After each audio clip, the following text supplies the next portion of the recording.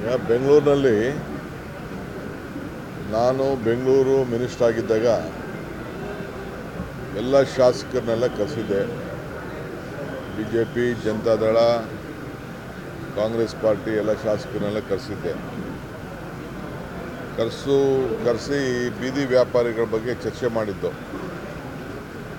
ಎಲ್ಲರ ಅಭಿಪ್ರಾಯ ಒಗ್ಗಟ್ಟಿನಿಂದ ಬೀದಿ ವ್ಯಾಪಾರಿಗಳನ್ನೆಲ್ಲ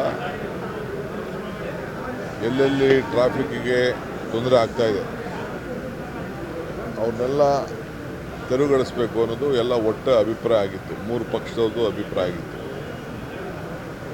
ಆ ಪ್ರಕಾರ ಕೆಲಸ ನಡೀತಾ ಇದೆ.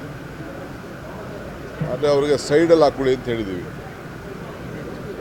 ಆಮೇಲೆ ಸುಮಾರು 60,000 ಜನ ನಾವೊಂದು ಸರ್ವೆ ಮಾಡಿಸಿದ್ದೆ. ಅವ್ರಿಗೆಲ್ಲ ಗುರುತಿನ ಚೀಟಿ ಕೊಡಬೇಕು ಅಂತೇಳಿ ಕೆಲವರೆಲ್ಲ ಸರ್ವೆ ಮಾಡಿಸಿಟ್ಟಿದ್ದೇವೆ.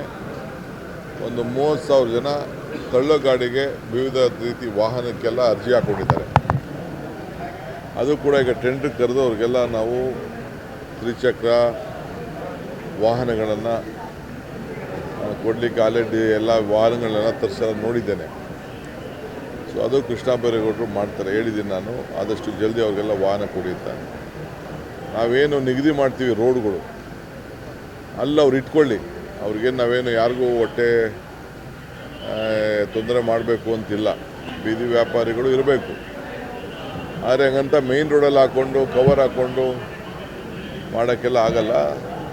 ಯಾಕೆಂದ್ರೆ ಎಲ್ಲ ಸುಪ್ರೀಂ ಕೋರ್ಟಲ್ಲಿ ಕ್ಲಿಯರಾಗಿ ನಮಗೆ ಡೈರೆಕ್ಷನ್ಸ್ ಇದೆ. ಸೊ ಕೋರ್ಟ್ ಪಾಲನೆನೂ ಮಾಡಬೇಕು, ಜನರ ಅಭಿಪ್ರಾಯನೂ ಕೇಳಬೇಕು. ಸೊ ಅದಕ್ಕೆ ನಾವು ಈ ತೀರ್ಮಾನ ಮಾಡ್ತಾಯಿದ್ವಿ. ಮುಂದಕ್ಕೆಲ್ಲ ಸ್ವಲ್ಪ ಕೆಲವ್ರಿಗೆ ಕಠಿಣವಾದಂಥ ತೀರ್ಮಾನ ಆಗ್ತದೆ.